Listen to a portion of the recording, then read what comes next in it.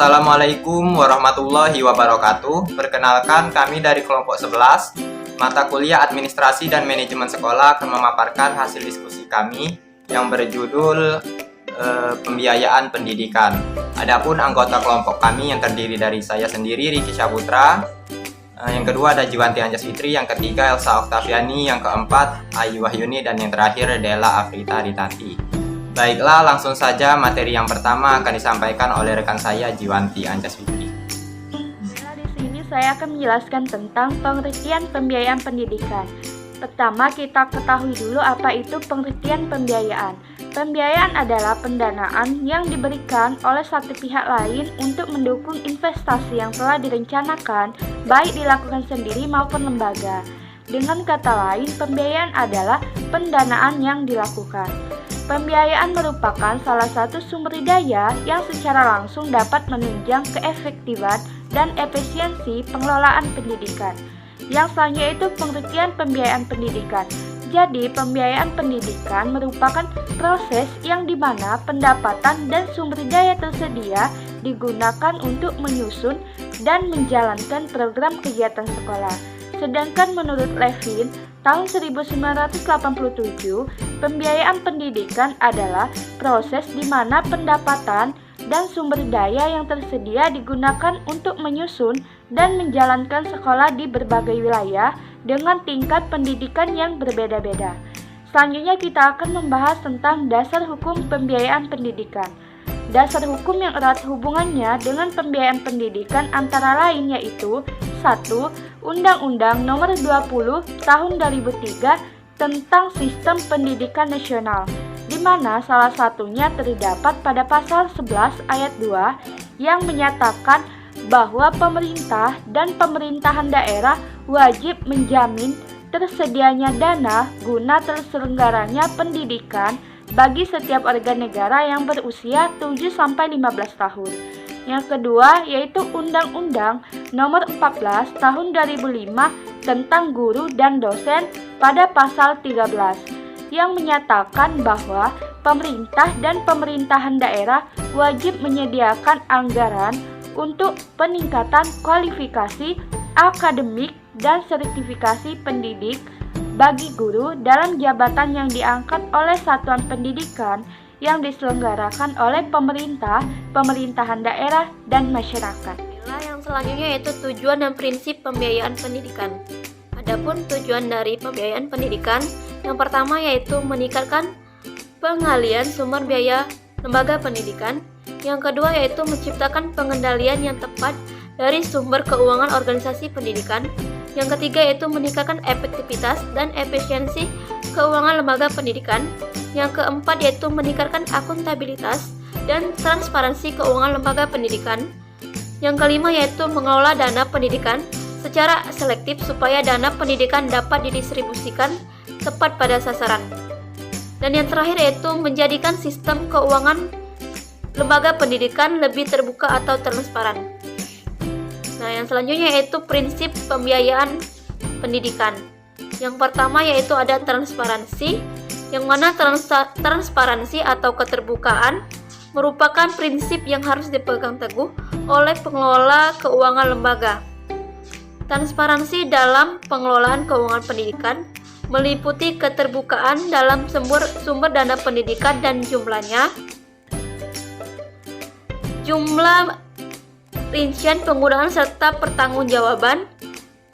Dengan sistem pengelolaan yang transparan akan memudahkan pemangku kebijakan atau stakeholder untuk mengetahui keadaan keuangan pendidikan. Yang kedua yaitu ada akuntabilitas. Akuntabilitas berarti pertanggungjawaban dalam manajemen keuangan. Akuntabilitas bermakna penggunaan keuangan pendidikan dapat dipertanggungjawabkan sesuai dengan perencanaan yang telah dibuat bersama. Dan yang terakhir yaitu ada efektivitas, yang mana efektivitas merupakan pencapaian tujuan yang sesuai dengan perencanaan yang telah ditetapkan. Baiklah, yang selanjutnya saya akan menjelaskan jenis pembiayaan pendidikan. Menurut Suhar Saputra 2013-286, biaya pendidikan adalah biaya yang dikeluarkan baik oleh individu peserta didik, keluarga yang menyekolahkan anak, warga masyarakat perorangan, kelompok masyarakat, maupun yang dikeluarkan oleh pemerintah untuk kelancaran pendidikan. Jenis biaya pendidikan dapat dikategorikan ke dalam beberapa kategori sebagai berikut. Yang pertama, biaya langsung atau direct cost. Biaya langsung merupakan biaya penyelenggaraan pendidikan yang dikeluarkan oleh sekolah, siswa, dan atau keluarga sekolah.